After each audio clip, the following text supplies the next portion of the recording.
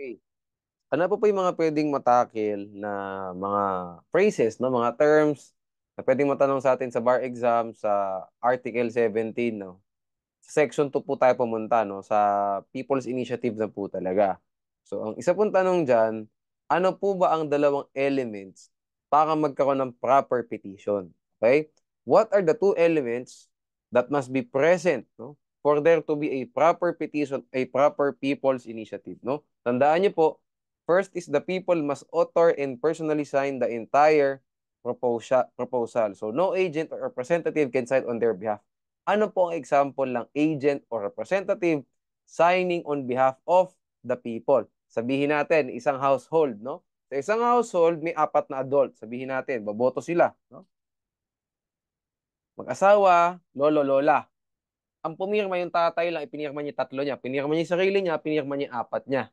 Pinirma niya yung sarili niya, pinirma rin niya yung 3. So, for and on behalf of Miss Juana de la Cruz, no? Miss Filomena de la Cruz at saka Mr. Pedro de la Cruz.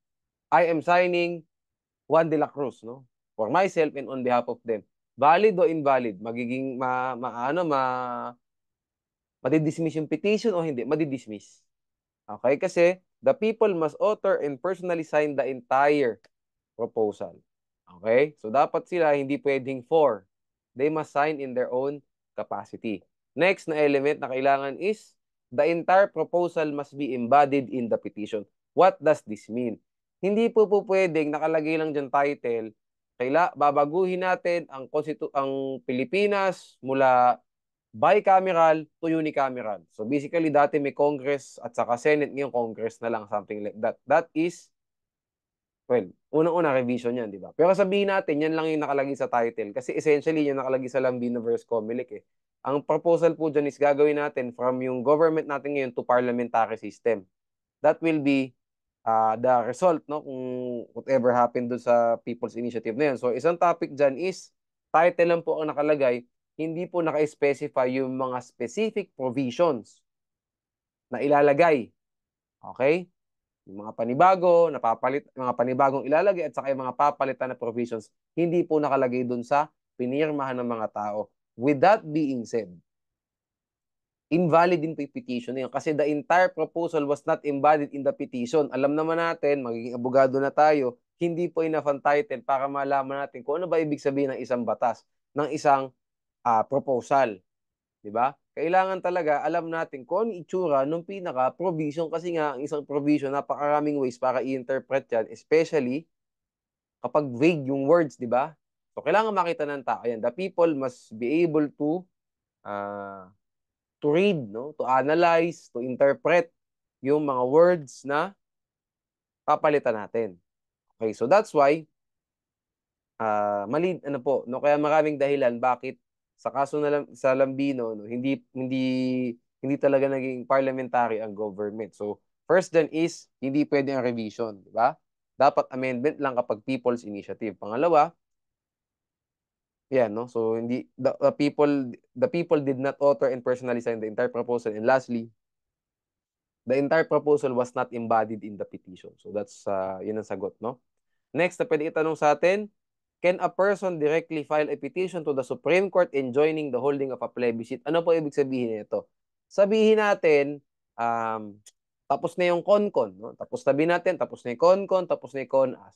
Huwag na tayo sa People's Initiative kasi masyado siyang mahirap. It's very expensive, it's tedious, saka masyadong maraming movements na nangyayari. Sabihin natin, CONCON at saka CONAS. Sabihin natin, tapos na. May proposal na. Okay na tayo. Okay? Ano ang next step ngayon? Plebiscite na. So, ibig sabihin, boboto na yung tao, i-ratify na kung sang-ayon o hindi sang-ayon ng tao sa mga proposed provisions, no? Nung CONCON o nung CONAS, no?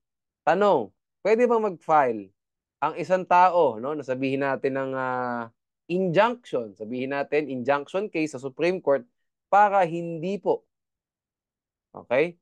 Para hindi po mag-proceed yung plebisito. Ang sagot is no.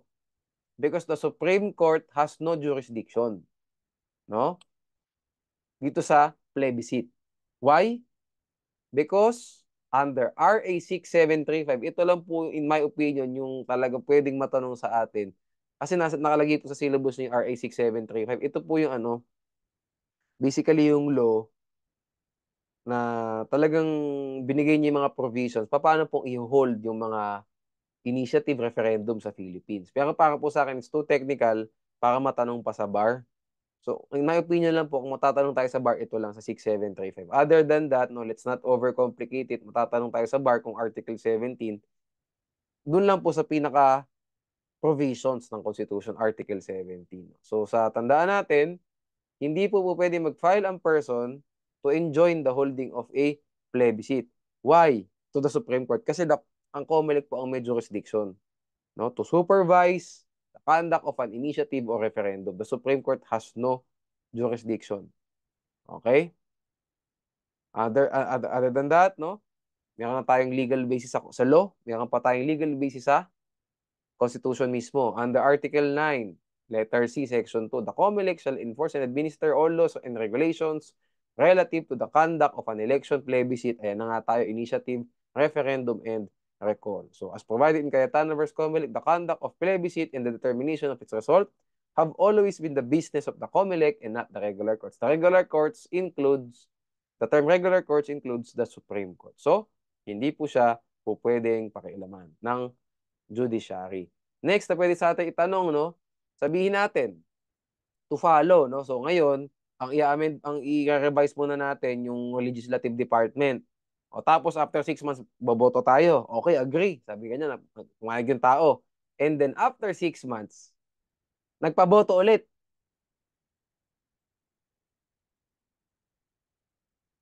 Okay, anyway, let's before I do that pala, basahin muna natin yung section 4, no? So Section 4, ano nakalagay dyan? Have your caudals with you, no?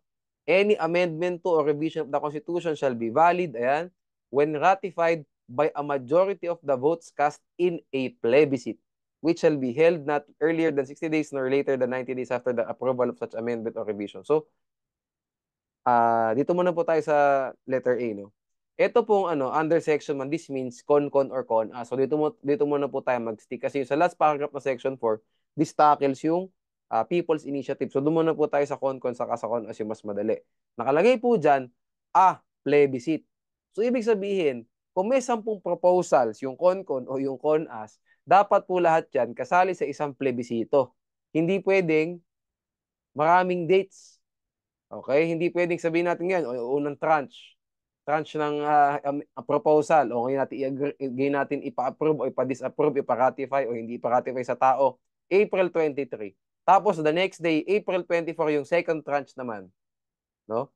Ginawang construction, no? Ginawang gagawa ng building pa konti-konti, may phases. Mali po 'yun.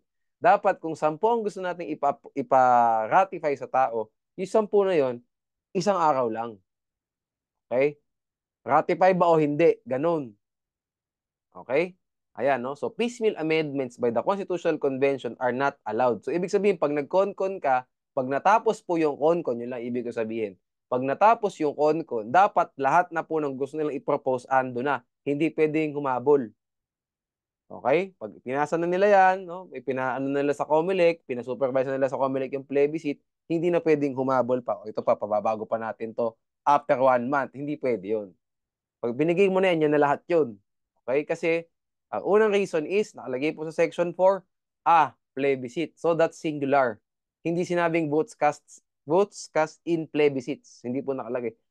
Plebiscite. Second reason is, the people at the time of the ratification had no idea what the rest of the revised constitution would be. So, pwedeng magkaroon po ng fraud. O pwedeng magkaroon ng confusion kasi pag pinagdugtong mo na yung dalawang tranches, yung dalawang phases ng proposed amendments, baka mag-iba na yung meaning yan. Di ba? So yun pala, dalawa lang pala yung reasons, no? So yun po, no? So hindi pwede ang piecemeal amendments. Con-con, kasi nga, isang establishment lang naman, di ba? Isang calling lang naman ng con-con yan. Hindi pwedeng, kung gusto mo, dalawang con-con, di ba?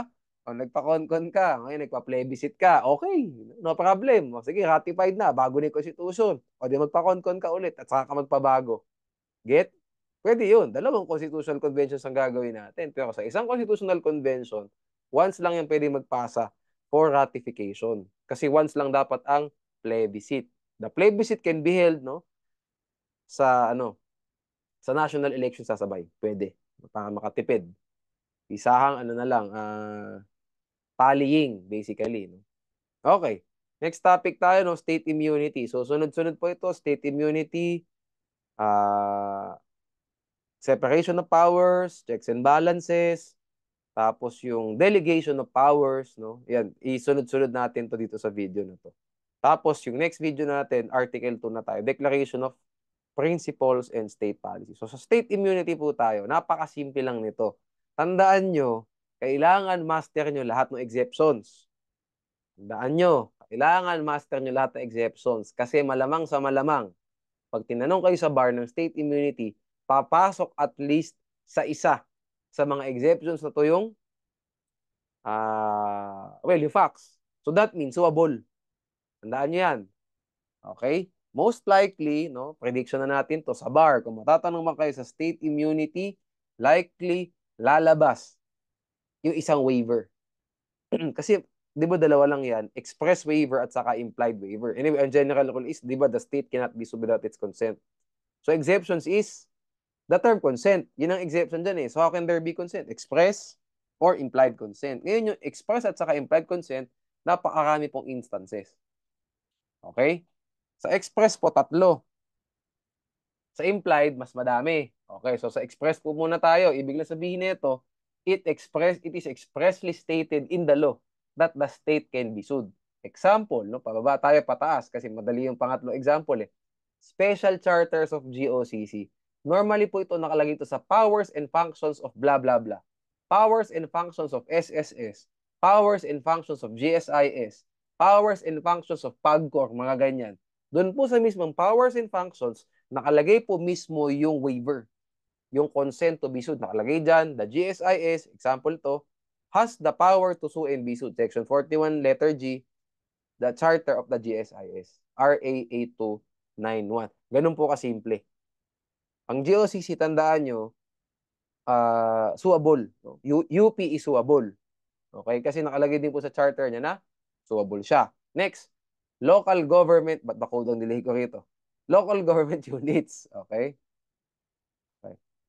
Can be sued. Yan, okay? Because it is provided under Section 22A2 Local Government Code. So, ano po ba ang tawag sa Local Government Code? Another term for Local Government Code. Another term for LGUs ay public corporations. Okay? Yan po yun, no? So, kung medyo hindi tayo familiar sa civil code, yan po ibig sabihin ng public corporation. Munisipyo, probinsya, barangay, LGU natin, city. Yan po yun. No? All of them can be sued kasi sabi sa local government code. Basically, yung local government code, dyan po yung nag-express waiver for all public corporations. Lastly is, etong Act number 3083 and CA number 327 as amended by PD number 1445. Specifically, mention po ito sa syllabus natin. So probably, kung matatanong tayo dito, watch out tayo dito sa PD 1445 na to. Kasi, matanong, no? Ingat tayo, ingat tayo. So, tandaan nyo po, no? Context lang. Para po, hindi tayo mahirapan. No? Sa mga, no? Sa mga may experience na rin dyan. Ito ang una kong tanong sa inyo. Sino po ba ang usual na nagfa-file ng kaso sa COMELEC? COA. COMELEC?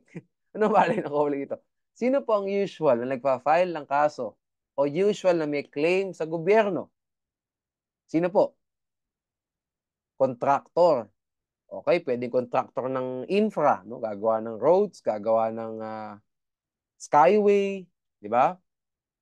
And so on. Ano pa? Mga ibang contractor, mga di nyo alam, contractor ng mga office supplies, di ba? Sa mga public offices, contractor ng libro, no? Sa DepEd, di ba? Siyempre, may mga libro tayo sa public schools, di ba?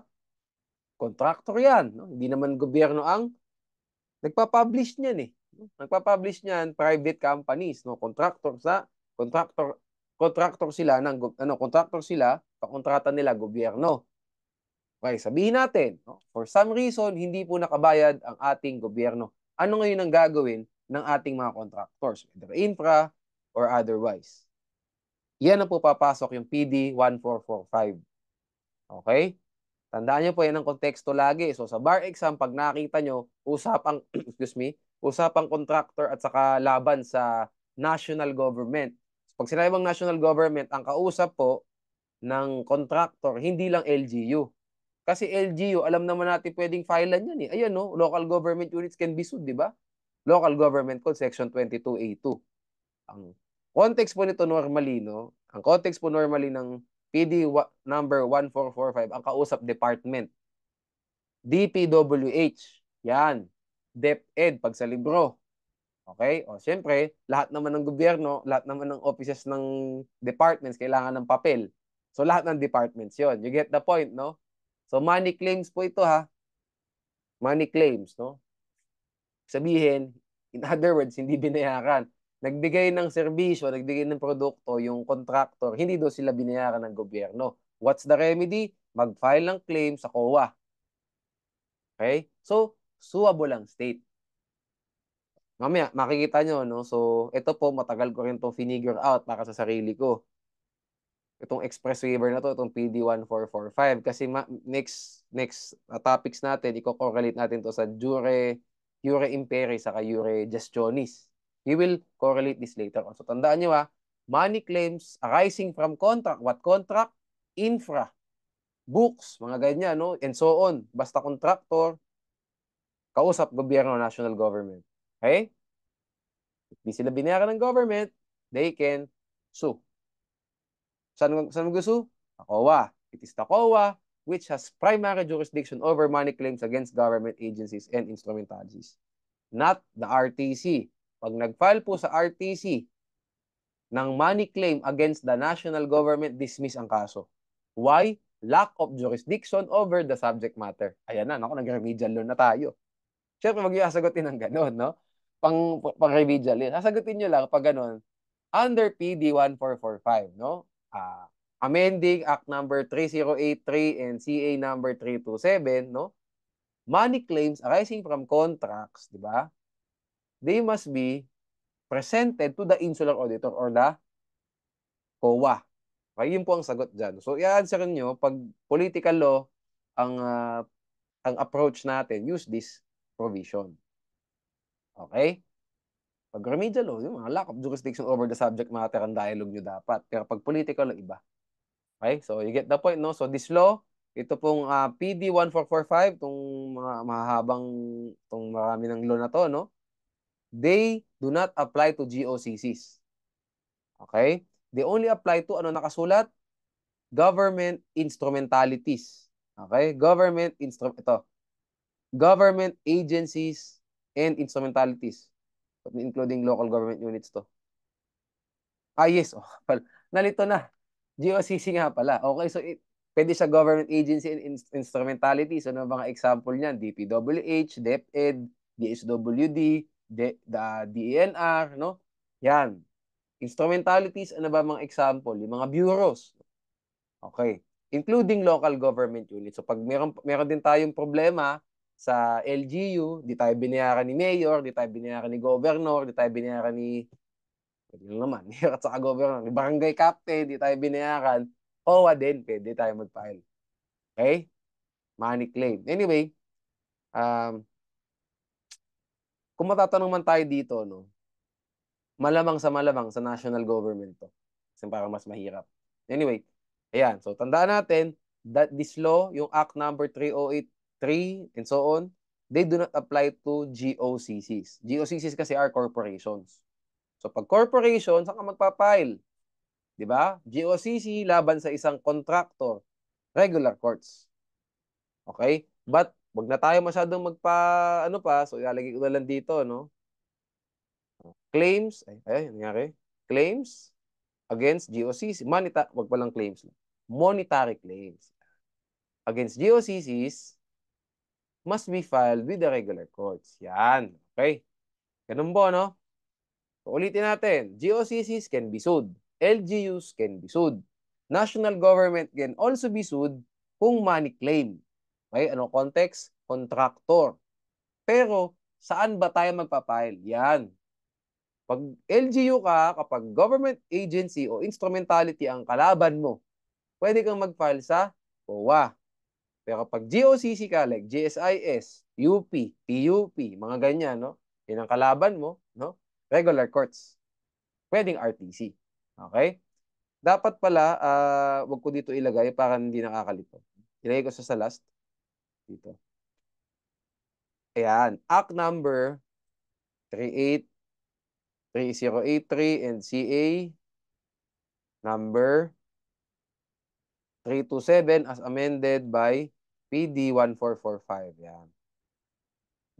Do not apply to GOCC since they are not agencies, instrumentalities, or LGUs. Monetary claims, much better. Okay, with that being said, no, tandaan nyo, please do not forget about this law. These laws, no, very important. Next tayo sa implied waiver. So pag sinabi mong implied, hindi express. So what are the instances of implied waivers as provided sa mga kaso natin, no?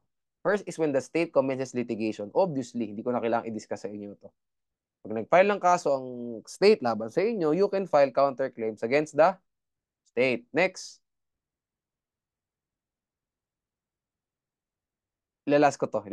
Mas gusto ko last to. Okay, next is the immunity from suit, no? Immunity from suit cannot be used to perpetrate injustice. What does this mean, no? Ang context po ng injustice na to is tawag dito, expropriation or eminent domain. Okay? Yan po ang context ng perpetrate injustice na yan, no? What does that mean? Ibig sabihin, the state took the real property of the property owner. Pwede naman yun, no? Kasi walang problema, Regalian Doctrine, di ba? Lahat po ng property, lahat po ng real property is all lands, di ba? They belong to the state. So kung sa'yo man ang property ngayon, no? Ikaw man ang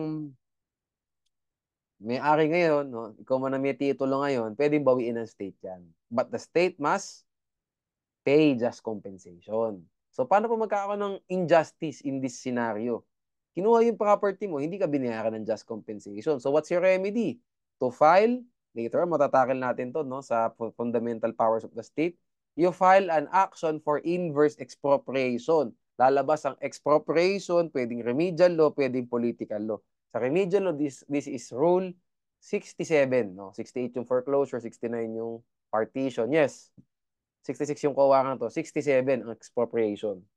Okay? It will appear pwedeng sa remedial law, pwedeng sa political law. So, yun ipa-file mo.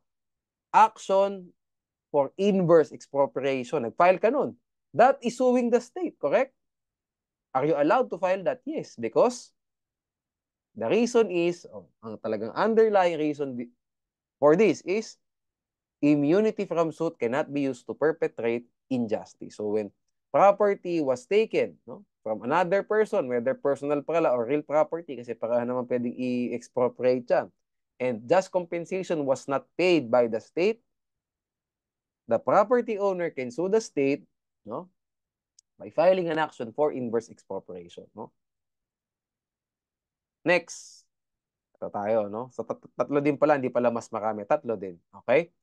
So another implied waiver is when the state enters into proprietary, commercial, or business contracts with private person. So, dalawa yan, di ba? Jure imperi at saka jure gestioni. So, pag sinabi mong imperi, public acts. Ano pa yan? Ano pa other words? Governmental acts, sovereign acts. So, apat. Imperi, public acts, governmental acts, sovereign acts. Ang sabi po, pag ganyan, wala po implied waiver. Okay? Anong example? Bibili ng armas sa isang hindi ko lang naisip. Weapons manufacturing company, bumili ng fighter jet, bumili ng Armalite, bumili ng bomba, and so on. Kontrata yan, di ba? Pero hindi po siya commercial business or proprietary in nature. Aba, sovereignty yan. Sovereign yan, di ba? Governmental. Kasi gagamitin po ng Pilipinas yan para depensahan ng kanyang sarili. Okay? So ano pa yung mga examples ng business, commercial, or proprietary? Obviously, profit-making venture. Di ba? Hindi sa peace and order, hindi ganun. No? Money talaga, no? Pera. Anong example? Ito, no? Kaso to. Ito yung USA versus Ruiz, no? When the state enters into a contract of restaurant services, this is a business contract. So pag po business ang business in nature yung kontrata, may implied waiver na. Because jure gestionis po, yan yun. Okay, why? Because ang theory is the Philippines already descended to the level of an individual who can be sued because the state entered into business relations with another person. Okay, so ito ang tanong ko sa inyo ngayon. Sige, doon muna tayo sa ginawa ko example. Bumili ng arms, no? Sabi natin worth 1 billion pesos yung biniling armas ng Pilipinas sa isang Russian defense company. Barel, bomba, tangke, okay. Ngayon, hindi siya nabayaran ng Pilipinas. So, 1 billion, hindi po nabayaran. Tanong, pwede bang mag-file o pwede bang ihabla ng Russian Defense Corporation yung Philippines? The answer is yes. Kahit na jure imperial. Why? Kasi express waiver. See, yun ang point ko. Ang point ko po ngayon, usually, pag natanong kayo sa bar exam, ang mindset nyo dapat, tignan nyo, nako, ang dapat na-feel nyo, baka meron akong hindi na-factor in dito, na dapat kong ma-factor in kasi suwable siya. O suwable yung state. Yun ang isipin nyo, no? Kailangan, suriin nyo mabuti yung facts kasi baka meron kayong hindi na factor in dyan, but that will make the state suwable. Okay, so ulitin ko, di ba, jure imperium, kasi bumili ng armas eh. Peace and order, defend the territory of the state, di ba? Kaya tayo bumili ng armas. But the Russian Defense Company can still file a claim against the government as provided under Act number 3083 CA 327 as amended by PD 1445Y. Yung 1 billion na hindi binayad ng state do sa Russian Defense Company, money claim yan arising from contract. What is that contract? Defense contract. Di ba? Ayos. Basahin nyo na lang yung mga procedure, yung the COMAS Act upon the claim within 6 days. Makalagay naman dito. Okay? Please remember that. Okay? Please remember that.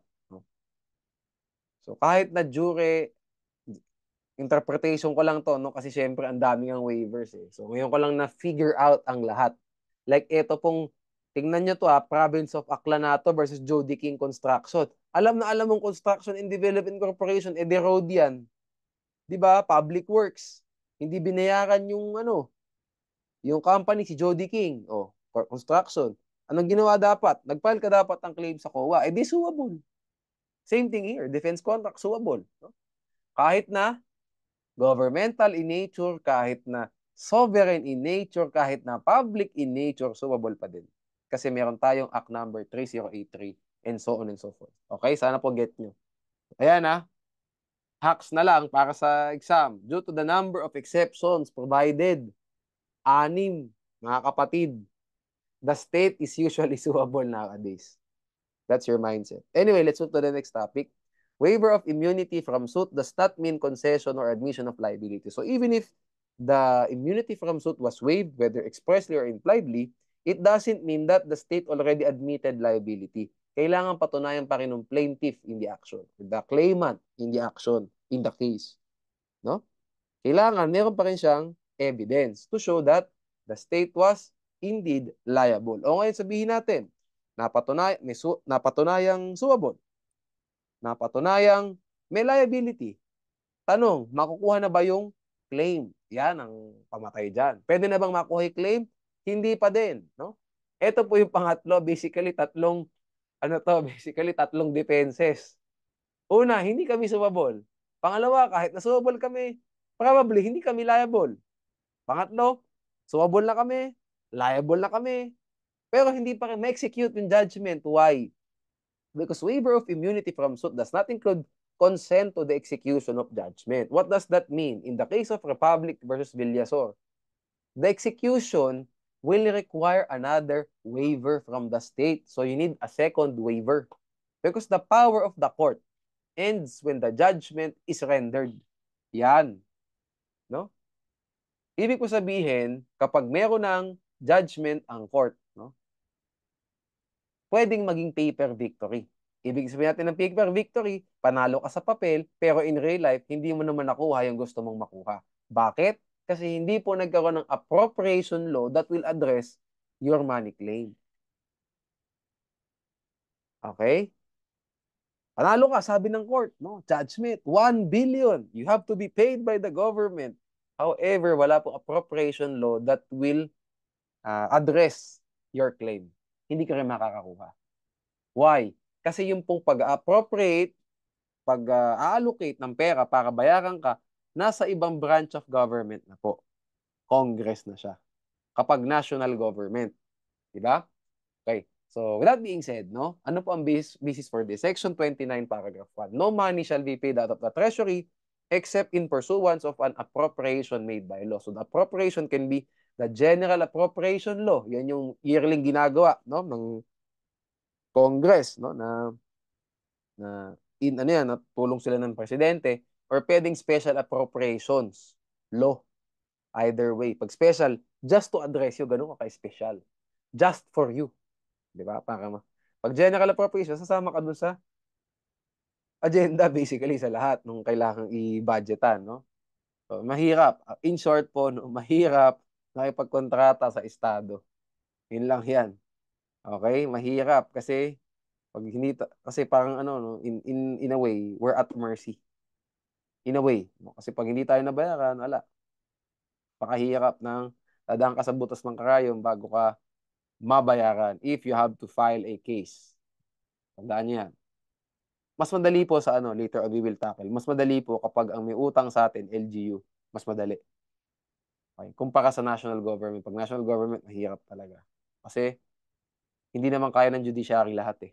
No? Kasi nga co-equal branches ang Congress at saka executive departments. Anyway, so what are suits against the state? No? So ito po, ang topic natin dito, paano nating malalaman kung ang isang suit ay suit against the state, thereby may invoke yung immunity from suit ng state, or it's a personal suit against a person. An individual person, not the state. No? So ano po yung mga example ng suits against the state? The republic is sued by name. Pwede nakalagay republic, ano pa? The suit is against an unincorporated agency and its principal function is governmental. Example, ano ba mga example ng unincorporated agency? The departments. They are not corporations. Di ba? Government agency instrumentality yan. Okay? Department. Hindi na, wala namang corporation yan eh. Di ba? Hindi naman siya incorporated. So ano po example ng corporated agency? Di mga GSIS, corporation eh. You get the point? Okay? So pag hinabla ang Department of Social Welfare, o yan, and Development, DSWD, they suit against the state ulit. Next, when the suit is on its face against a government officer, department secretary, but the case issue, but the ultimate liability will belong not to the officer but to the government. So paano po mangyayari yun? How can the ultimate liability fall to the government and not the government officer? Basically, hinabla mo si Department Secretary Juan de la Cruz, pero ang totoo niyan, ang magbabayad din sa huli, yung state. Thereby, kailangan nang i-invoke yung state immunity. How will that happen? Ito. If the government officer acted within the scope of his authority, the ultimate liability belongs to the government. However, when the public official acts in bad faith or beyond the scope of his authority, he is personally liable. Sabihin natin, police. Ayan. Hinabla yung police. Bakit siya hinabla? Kasi nung aarestuhin niya yung tao, nilagay niya tuhod niya sa leeg. Nilagay yung tuhod sa leeg, na-suffocate yung tao, namatay. Hinabla ngayon, no? Sabihin natin, hinabla lang, no? Tort. Tort tayo. Civil case. Against PO1, no, sabihin natin, heirs of Juan de la Cruz versus PO1 Pedro de la Cruz. Yung nakapatay. Is this a suit against the state? The answer is no. Because that public official acted in bad faith. Kasi bakit ka? Ba't mo ilalagay sa yung knee mo, no, yung tuhod mo, sa batok? Or kung hindi man in bad faith, he acted beyond the scope of his authority kasi that's not how you arrest a person. Diba? So in that case, the state was actually not sued.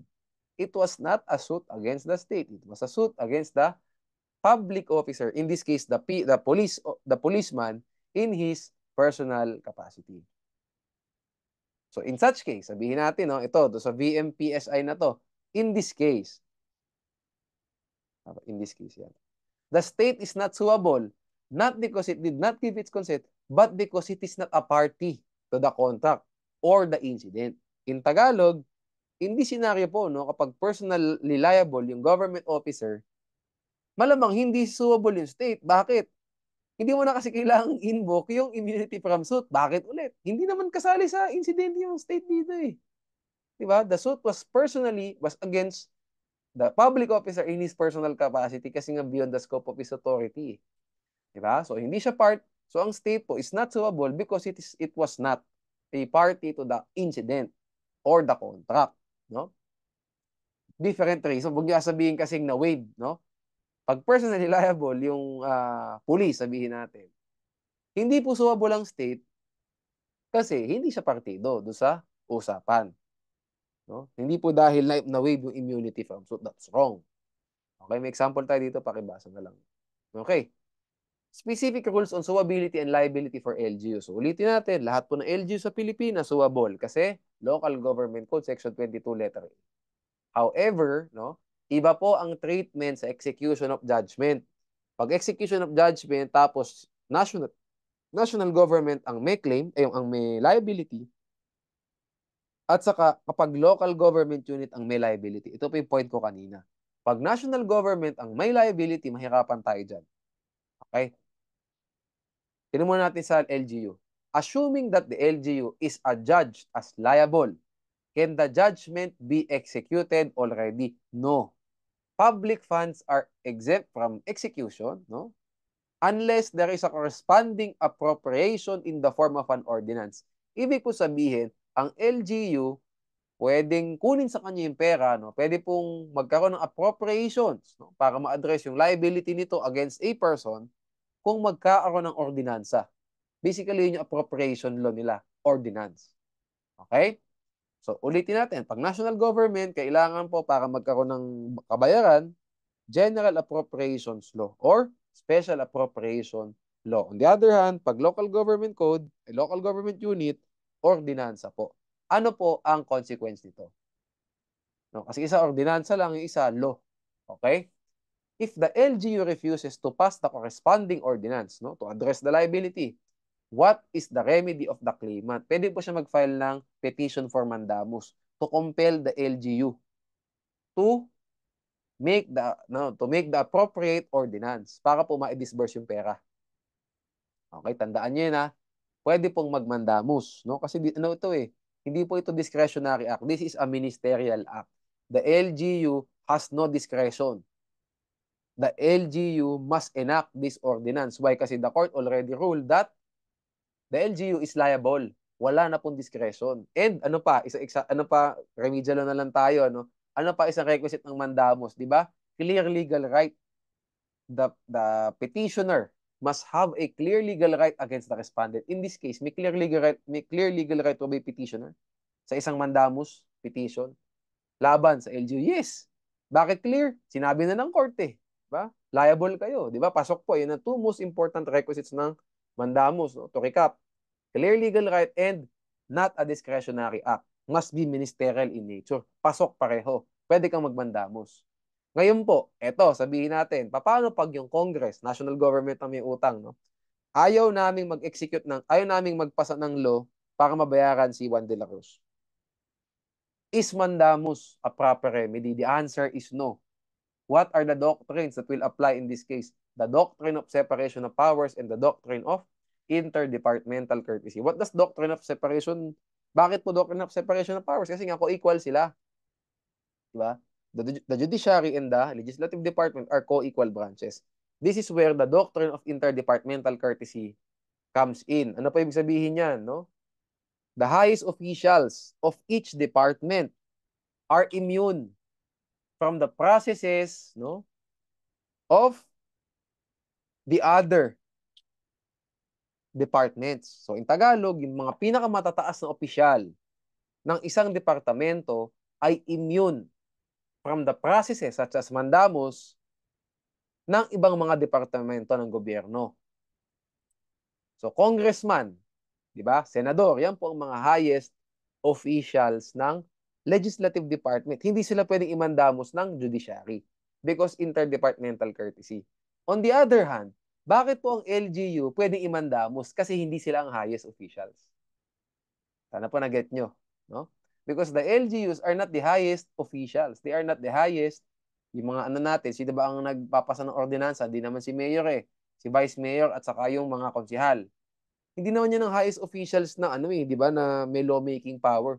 Delegated lang yan, di ba? Dinelegate nga lang ng Congress yung lawmaking power niyan sa konseho, no? Sa sanggunian, sa sanggunian, panlungsod, bayan, panlalawigan, di ba? Delegated power lang yan. So with that being said, pwede silang imandamos kasi they are not the highest officials. Okay? Paano po get natin yun? Let's go to separation of powers. Kailangan natin ano to. Ito pong separation of powers to before we tackle this one. Tandaan niyo po ito. Actually, nilagyan ko ng notes dito. Pero ang totoo niyan, hindi niyo po kailangan aralin ng solo, independent, yung separation of powers. You need to learn, you need to study, you need to analyze separation of powers in relation to the other provisions of the Constitution. Why do I say that? Malalaman nyo lang na na-violate ng separation of powers kung alam niyo yung mga provisions under the Constitution and the general principles of Consti 1. Okay? Sa kanya lang po malalaman na na-violate yung separation of powers. No? Reading this, no, what is the meaning of doctrine of separation of powers? It means that each branch of the government is separate, independent, equal from the others. Pampolisay po siya. Kasi definition lang. Okay? Definition theories ng separation of powers lang. No? So that's just tip of the iceberg. Ang tanong po sa atin sa bar, in conjunction with another provision, tanong na pang lawyer. Was the doctrine of separation of powers violated? How do we know that? We need to correlate multiple provisions of the Constitution. That's why sinasabi ko sa inyo yung Consti 1, mastery of the provisions talaga. Kasi ito po nung bar ko, dalawang tanong po ata lumabas sa separation of powers. Ganun sila kahilig. One bar, dalawang questions about separation of powers. And both of those questions could be answered if you know the other provisions, no? Yung mga powers ng judiciary, powers ng executive, and so on. You will not learn that just by reading what is separation of powers. So, yun lang po ang point ko. And you don't have to, sa isa pang tip ko sa inyo, no, hindi nyo na kailangan sabihin that the doctrine of separation of powers means that each branch of the government is equal, separate, independent. You don't have to say that anymore. You just have to state sa legal basis nyo, sa ALAC method, di ba, when we answer, sa legal basis, you just have to state what are the powers of the judiciary, no? Probably na violate ng legislative, sabihin natin kung bill of attainder yan, whatever, no? Something like that. Tapos lalagay nyo, the doctrine of separation of powers was violated because the Congress, sabihin natin, the Congress encroached. Yan, mga gustong words ng ano natin, tandaan nyo yan, encroached. Because the Congress encroached the powers of the Supreme Court when it adjudged Juan de la Cruz as guilty. And, yun nga, yung the power to convict, di ba? Persons resides with the judicial department, something like that. Anyway, imperfect, ano ko na lang yun, no? Freestyle ko na lang na pagkasagot para something like that ang sagot ko dapat. Ito po yung doctrine of interdepartmental courtesy. Highest levels of each department, no? Exempt from the compulsory processes of the other departments. Okay. Ito po examples, no? Matatakil ulit natin to kasi nga, sa Article 6, itatakil natin ano yung mga powers ng legislative and so on. So, ano po examples, no, ng violation of the doctrine of separation of powers? The classic, PDAF. Why? Kasi ang PDAF po, ito ang words na kailangan nyo pag natanong yung PDAF sa exam. Ang gustong makita ng bar examiner, yung salitang post-enactment measures. Yan. Ano ba ibig sabihin ng post-enactment measures na yan? Ibig sabihin, ang power kasi ng Senate is to enact laws, di ba? O ngayon yung PDAF, binigyan po ng post-enactment powers yung Congress. Sila na po ang gumawa ng law, ng appropriations law, sila pa po ang mag-execute ng law. Ayan na, basic principle ng StatCon. Who executes laws? Which department executes laws? Executive Department. Sa PDAF po, ang gumawa na ng budget, Congress. Tapos, sila rin ang mag-execute kasi sila ang pwedeng, meron silang discretionary fund, ibigay kay ganito yung pera. Ibigay kay ganyan yung pera kasi gusto natin tumulong sa mga mahihirap, something like that. O then, you enacted the law, you also executed the law. Therefore, the doctrine of separation of powers was violated because in-encroach natin yung powers ng executive department, yung execution of law. Something like that. Okay. Read the other examples na lang dito. No? Okay. Checks and balances. Ito, kung matatanong tayo sa bar, alam niyo, checks and balances na yan. This is just, again, principle lang siya, pang policy, no? Yung mga ganitong topics. Hindi siya, parang nahihirapan po ako mag-isip ng senaryo, nahihirapan ako mag-isip ng essay question kung saan lalabas yung checks and balances. Kasi the checks and balances, the Constitution itself provides for the checks and balances. Ganon. So, kung tatanong man kayo, explain the concept of checks and balances. Ito yun. This doctrine allows one department to resist encroachments upon its prerogatives or to rectify mistakes or excesses of the other departments. So, may mga examples po yan, madami. Mayroon pong methods, mayroon pong mga ways para ma-rectify ng presidente ang kamalian ng isang departamento, ng Congress ang isang departamento, ng judiciary ang isang departamento. No, yun lang po yan. Pero hindi ko maiisip paano siya magiging tanong sa essay question. No? I don't know. Like, paano ba? Hindi talaga no? Hindi. Unlikely. Ang normal na tanong talaga sa separation of powers lang. Again, so how do we differentiate separation of powers and checks and balances? Pag sinabi mong separation of powers, ang ibig sabihin natin, separate means independent. Pero pag sinabi mong checks and balances, even though they are independent, the Constitution also provides methods, no? Procedures, so that these independent departments can rectify the mistake of the other independent departments. Yun, di ba? Mas madali. Hindi mahahabang mga ano masyado. Alam niyo yung mga mahahabang mga litanya about this. Ganun lang. No? So, they are independent kasi nga separation of powers. But, despite being independent, the Constitution provides for ways, methods, procedures so that these independent departments can rectify the mistakes of the other independent departments. Something like that. Examples, pakibasa na lang, bibigyan ko ng 3. President, di ba may veto power sa lawmaking process. Ano pa yung mga example ng law na na-veto, no?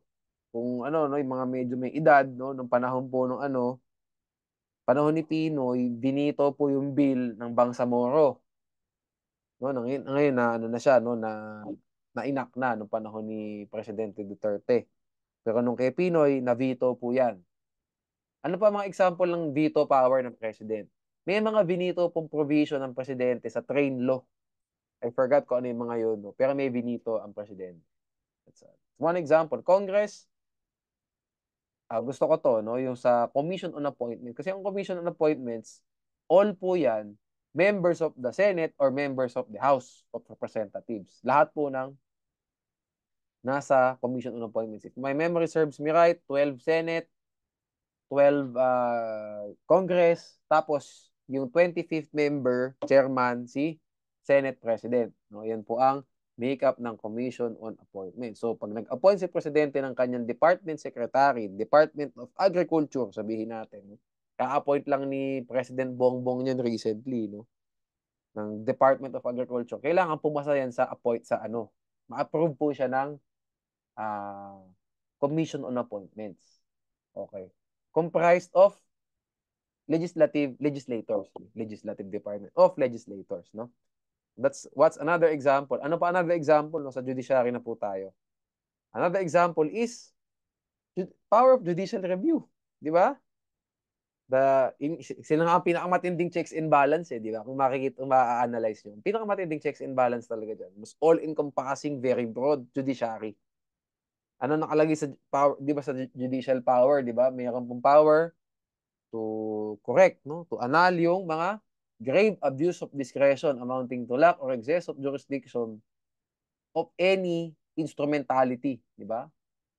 Or branch of the government. So, ang laki, di ba? Sa judicial review. We will discuss judicial review later, no? Yung ano yung 4 requisites diyan, di ba? Yung mga lis mota, earliest possible opportunity, locus standi, at saka yung actual case or controversy. Iba yan yun.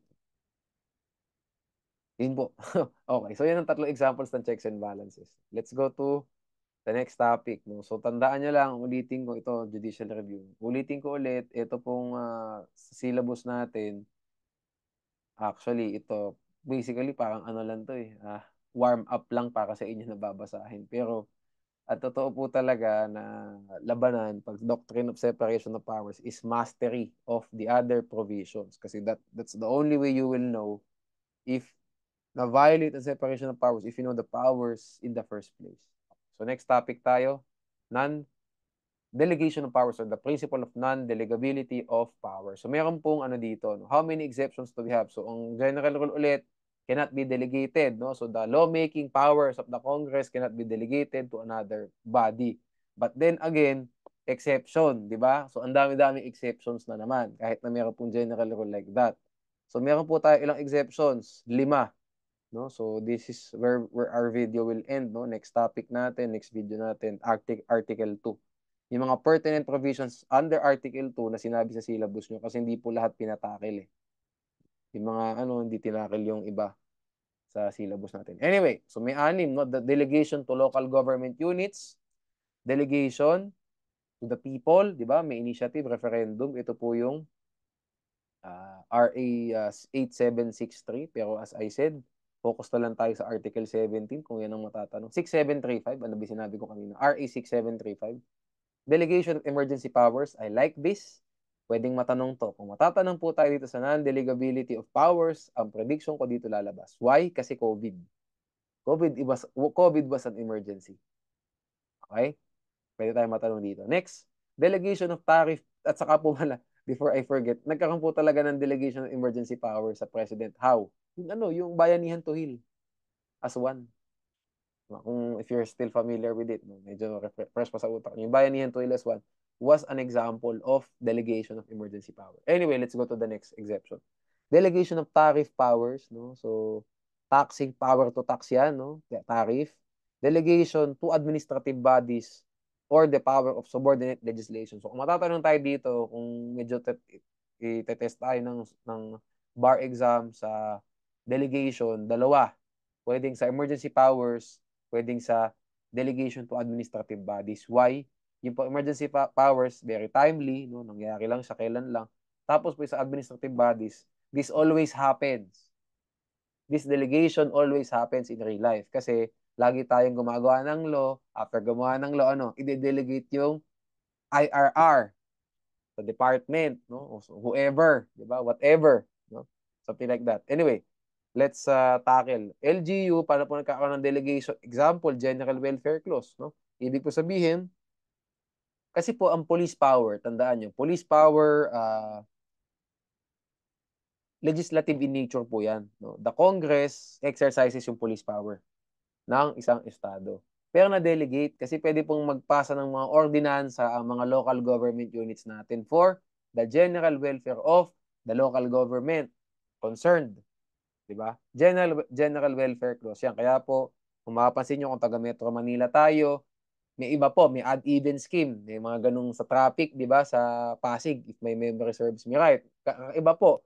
Tapos sa Makati, ang ano po, ang number coding, kung applicable man, kung may coding tayo, hindi po sila nagpa-follow dun sa, anong tawag dito? Window hours. Kasi sa QC may window. Di ba? Sa Mandaluyong may window. Sa Makati, wala. 7 to 7. If tama rin ako, no? Don't quote me on that. Pero ang pagkakaalala ko, 7 to 7. Hindi ka pwedeng tumawid dyan.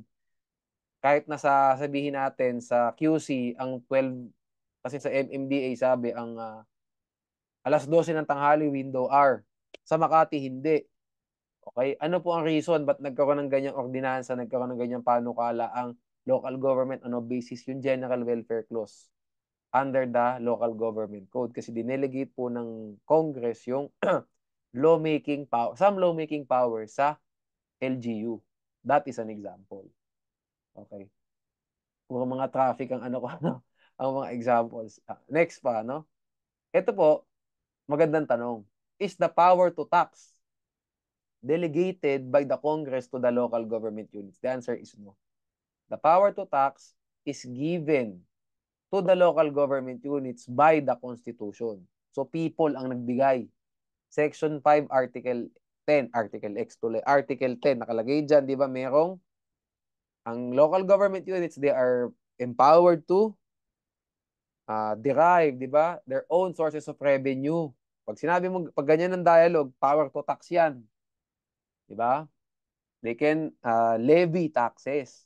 Subject to, nakalagay dyan, no, sa Section 5, Article 10, to the limitations and guidelines that will be provided by the Congress. So that means the Constitution provided the local government units of the power to tax, but the Congress can limit or regulate it. Daan nyo ha.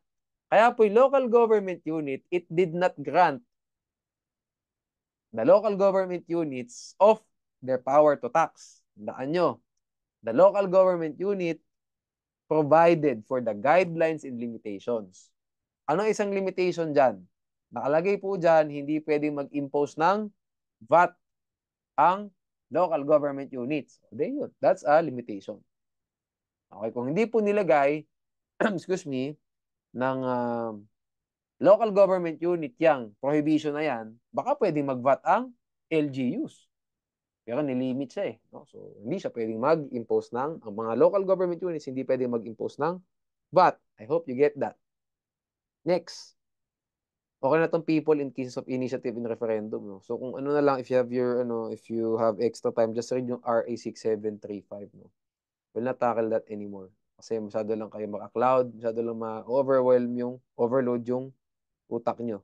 Next, delegation of emergency powers to the president. Please, kailangan natin himayin to.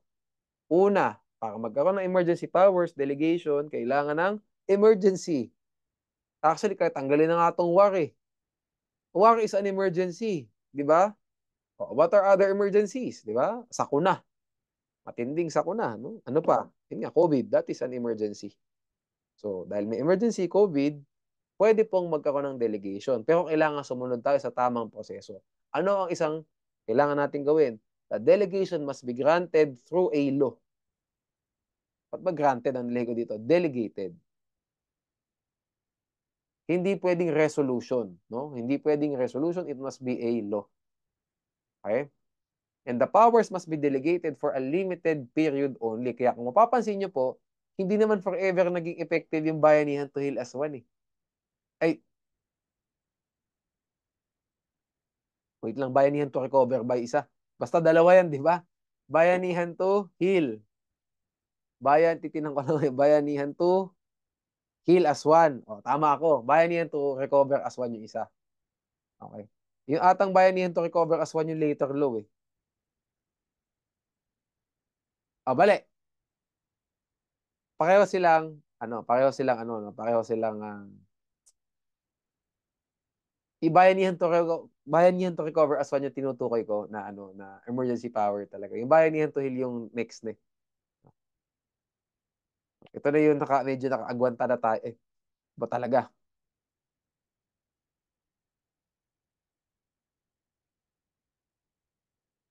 Okay, ulitin ko. Tama ako. Ba't nagduda pa ako sa sarili ko? Bayanihan to heal as one talaga yung una. Okay, next yung recover. Anyway, both of them are examples of emergency power. Sorry, medyo 4 years ago na rin kasi yung COVID, kaya medyo clouded na rin yung ko, memory. Basta na on ibayanihan to heal. Tama, mag-heal ka muna bago ako recover. Tama nga naman. Heal ka muna tapos recover ka. Okay, so both of them are examples of emergency powers. So yung bayanihan to recover as one, it expired on June 30, 2021. May expiry date, may limited period talaga siya. Okay? Sige. Anyway, so yun po, may limited period. Diba, nabigyan ko kayo ng example, no? Bayanihan to recover. Okay, as one.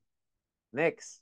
The grant is subject to the restrictions that the Congress may prescribe. So, yun po restrictions. Hindi ko na kailangan i-ano sa inyo, pero nakalagay sa, nakalagay sa provisions mismo ng law. No? Ano yung mga limitations ng power ng presidente. Okay? The grant must carry out, okay, hindi na kailangan, national policy declared by Congress. Yung pong national policy, nakalagay sa simula, yung mga whereas clause. Whereas, blah, blah, blah. Whereas, ganun, ganun, ganun. Yun po yun. Andun yung national policy. Tapos yung section 1, kasi di natin masyado binabasa yung kasi di naman paglalabasan ng tanong yan eh, di ba? Binabasa agad natin Section 1, Section 2, Section 3, hanggang Section whatever. Yung pong national policy yun sa simula ng law. Okay. So, paano withdrawal? Pwede tayong matanong dito. How do we withdraw the delegation of emergency power to the President? Napakasimple. Resolution lang po. Hindi dapat law. Okay? So, tatandaan nyo to. Mahirap ibigay ang emergency power, pero madaling bawiin. Okay? What do we mean by that? Pag kasi sinabi mong law, yan po yung kailangan ng 3 readings, di ba? Kaya po kung mapapansin nyo, nung COVID days na yon, no, nagkaroon po ng session yung kahit na lockdown, nagkaroon ng session yung houses, no? Tapos nag 3 reading sila para dyan sa bayanihan na yan. Okay? Pero paano kung gusto nilang i-withdraw siya earlier? No, sabihin natin binigay siya for 1 year. Nako, we changed our minds. Gusto namin 6 months in pa lang, i-withdraw na natin yung emergency power sa president. Okay. Resolution lang po. Pag sinabi niyo resolution, hindi kailangan ng 3 readings. Hindi ganun kahirap. At hindi mo kailangang ipa-aproba sa president. Di ba? Kasi pag enrolled bill na, di ba? Pag sinabi mo enrolled bill, napirmahan na, nagkaroon na ng botohan yung Senate at saka yung Congress, tapos napirmahan na ni Speaker of the House at saka ni Senate President yung bill for the approval of the President na sign into law. Di ba? Mahirap ang lawmaking process. Pero, resolution madali. Di ba? Resolution lang yan eh. No? Pirmahan nyo, tapos. See? Ganun lang po. So, the term resolution includes an approved bill. Bakit? Mas matindi pa eh. Pag sinabi mga approved bill, yun ang enrolled bill. Di ba? Napirmahan na ni Senate President at saka ni House, Speaker of the House. Resolution nga lang eh, di ba? Pipirmahan nyo lang after ng session. What more pa kung approved bill yan? Whether binito o hindi ni President yan, automatic withdrawn na yung delegation of emergency power kasi mas matimbang pa yung ginawa nila. Sana po get nyo. Tapos next is the delegation of emergency powers will also cease upon the next adjournment of the session of Congress. Okay. So yung adjournment na yan, case to case yan, wala pong set date yan. Depende sa Congress kung kailan nila gusto mag-adjourn. Okay? Hindi ko na ano yan, hindi naman ako congressman. No? Basta ano yan, the the facts in the bar exam question will provide you with that term. No? The Congress has already adjourned. Iba po ang adjourn, iba yung natapos na session. No? Kasi pwedeng natapos yung session for the day, it doesn't mean adjourn na yung session. Pwedeng 1 month yung session, ganun. Sila bahala kung kailan nila gusto mag-adjourn. At pagpahinga muna. Next, tariff powers, pakibasa na lang po, no?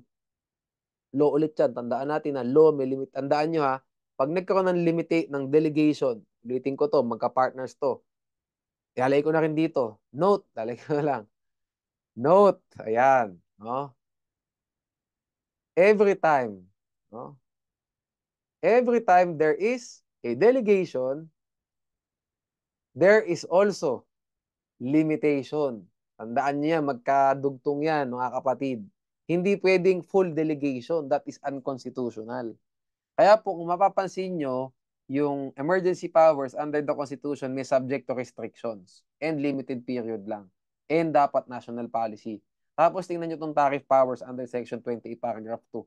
Subject to such limitations and restrictions as it may impose. It being the Congress. Laging may limitation. Tapos sa delegation to administrative bodies, meron ding sufficient standard test, di ba? At saka yung completeness test. These are limitations. Kasi kailangan pumasa ka sa tests. Oh. Wag ko pala ilagay dito. Sa baba ko ilalagay. Dito. Ay, doon lang nga. Sige, sige. Nahihirap ko pa. Balik. Ayan. Okay. Every time there is delegation, there is also limitation. Okay. So, yan. Pero pakibasa na lang ulit. Tandaan nyo, ang tariff powers, pag binigay natin sa presidente, ang pag-impose ng taripa, law. Tariff po, yan yung mga import dues. Magdadala, pag mag-aangkat tayo ng, sabatin, ng palay. No? Nag-aangkat tayo ng palay. Nag-aangkat tayo ng ibang mga bagay. No? Nag-aangkat tayo ng nung malalaking mangga. No? Yung mga malalaki talaga, no? Hindi naman ata inaani sa Pilipinas yan eh. Yan. May tariff yun. So, kung gusto i-delegate ng, Di naman kailangan may national emergency for this one. Kung gusto lang i-delegate ng Kongreso, by law, yung pag-impose ng tariff sa presidente, pwede. Sa mga imports yan. May export quota rin pala. Anyway, you get the point. You get the point. Next, delegation to administrative bodies. Ito po yung mga, kasi po, ibang mga law, no, especially, yung mga law po kasi, may nakalagay dyan, di ba? Ina-authorize yung corresponding administrative body to promulgate the implementing rules and regulations, something like that. No? Or sabihin natin, anyway, basta ito, may dalawang test po no, to determine if valid yung delegation of legislative powers to administrative bodies. Completeness test at saka sufficient standard test. So the completeness test means that the law must be complete in all its terms. No? So ano pa ibig sabihin nun? Dapat hindi po tagpi-tagpi yung law. Okay? Dapat alam mo sa law, alam mo basically lang, alam mo kung ano yung polisiya, ano yung gustong ipaglaban ng law. Yan na yan. Okay. Hindi ko na nilagay dito. Pero yung ibig sabihin yung complete in all its terms na yan. Whatever is the policy o whatever you can discern, you can analyze, you can describe the declared policy of the law. Alam natin kung ano gusto ipaglaban. Okay. Ito bang law na to para sa para sa same-sex equality?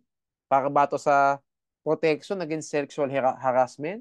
Para ba to sa population control, no? Para ba to sa combat against terrorism? Lahat ng 'yan. Pag alam mo kung ano yung national policy na pinaglalaban ng law, automatic pasado sa completeness test. Ganun kasimple. Okay? Kapag hindi kompleto 'yan, hindi mo alam kung ano yung polisiya niyan, hindi pwede yan. Kaya po, papasok tayo, tip ko na lang sa inyo, no? Sa bar exam po, no? Kadalasan, babagsak ang isang delegation to administrative body, ang isang delegation to administrative body, bumabagsak dyan normally, hindi po sa completeness test. Sa sufficient standard test po bumabagsak. Why? Kasi mas madaling ma-comply yung completeness test. Kasi if we just know the declared policy of the law, okay yan. It is complete. Okay. And normally po, no, nagkakaroon naman ng problema, tandaan nyo, nagkakaroon naman ng problema kapag nasobrahan tayo ng delegation eh. Di ba? Ito na lang, ano na tayo, practical application, no, para ma-predict din natin kung paano kayo matatanong. Magkakaroon lang po ng problema sa batas normally pag nasobrahan tayo ng bigay. Kasi ang general rule nga is dapat hindi tayo magbibigay, di ba? Kasi nga ang general rule is whatever is delegated cannot be delegated again. So ang general rule nga is, hindi dapat nagbibigay. Okay? Kaya ang question po normally sa bar, sumobra ng bigay. Pag sumobra ang bigay, saan bumagsak dyan? Sa sufficient standard test. Kasi you gave so much without imposing clear boundaries, without imposing limitations on the or to the administrative body. Pero malamang sa malamang, ulitin ko, complete yan. Kasi nga, alam mo kung ano yung national policy niyan. Ito po example. Anyway, sufficient standard test mandates that there should be adequate standards, limitations, boundaries. Tatlo, tandaan yung words. Standards, limitations, boundaries.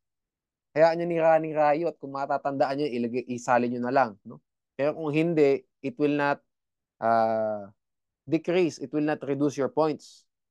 Okay? Tandaan nyo, standards, limitations, boundaries, mga kapatid. Okay? Isa naman, completeness test, may malamang complete in all its terms.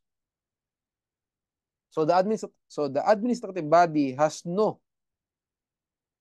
nothing to do but to enforce the law. Okay.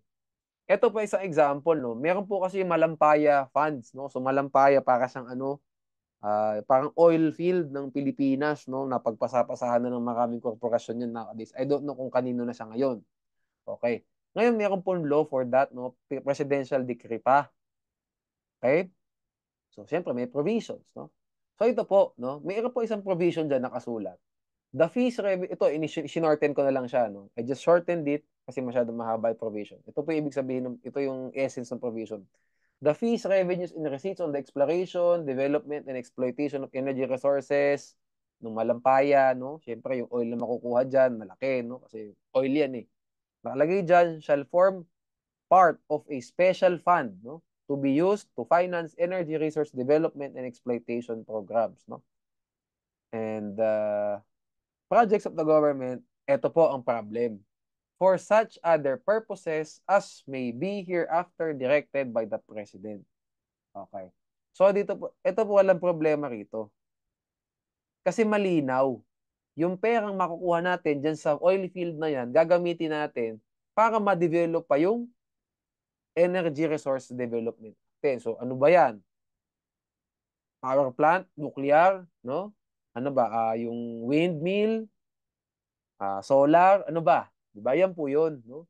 Basta energy, resource development, no? Sabihin natin, ayaw natin maging super reliant sa oil. O di nuclear tayo. Yan po ibig sabihin niya. So, ano yung makukuha yung pera doon sa oil field na yun, dadali natin pabalik sa energy ulit. Okay? Kaya lang, no? Nagkaroon ng clause na kakaiba rito yung such other purposes as may be hereafter directed by the President. Is this unconstitutional? The answer is yes. Why? Why is it unconstitutional? Because wala pong sufficient standard. Ano ba yung purpose na sinasabi na yan na ibibigay natin sa President? What purpose are we trying to say? No? Or anong purpose to? No? Na pwedeng paggamitan ng Presidente ng kinita dun sa oil field? We don't know. Sabi, other purposes as may be hereafter directed by the President. Aba, edi kung gusto niyang ilagay sa education, sa military, sa social welfare, sa environment, pwede lahat. Other purposes as directed by the President. What does that mean? Any purpose pwede. Other di ba? So you get it, no? So that means it is unconstitutional yung phrase na to because it had no sufficient standard. Dapat nilagay dyan, pwede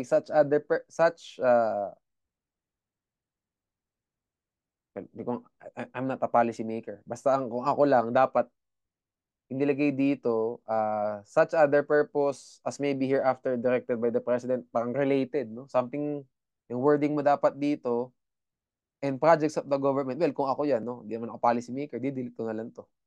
Yan dapat talaga. So, pag kasi ganyan lang po, no, may limitation. Ano yung limitation? Ano yung boundary ng paggamit ng pera mula sa Malampaya funds? Ano yung standard? Yung pera, sa energy lang. Pabalik. Hindi mo pwede gamitin sa edu, sa information, hindi mo pwede gamitin sa transport, hindi pwede. Eh, pag nilagay mo yan, wala ka ng standard ngayon. Anything goes na. You see the point? Pero sabi po sa law na to, sa facts na to, sa example na to, pasado po sa completeness test, no? Hindi ko na nilagay yung buong law naman. Grabe naman kung ilalagay yung buong law, no? Naubos na yung time natin. Nakalagay po dyan, hindi po na-violate yung completeness test, na ipasa yung completeness test because we know the national policy na ginawa na para dito sa law na to. Ano yung policy na yan? No? Para doon sa exploration ng Malampaya, PD 910 yung pala, PD 910. Okay? So PD 910, 1976 siya. It's about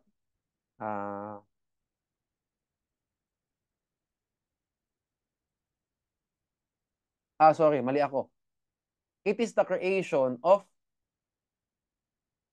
an energy development board pala. I'm sorry. Energy Development Board. Okay, so yan pala, no? So, lahat doon ng perang makakuha ng Energy Development Board sa mga oil fields natin, sa energy, like yun, Malampaya. Ayan, na-get ko na. Pagtahi-tahi ko na.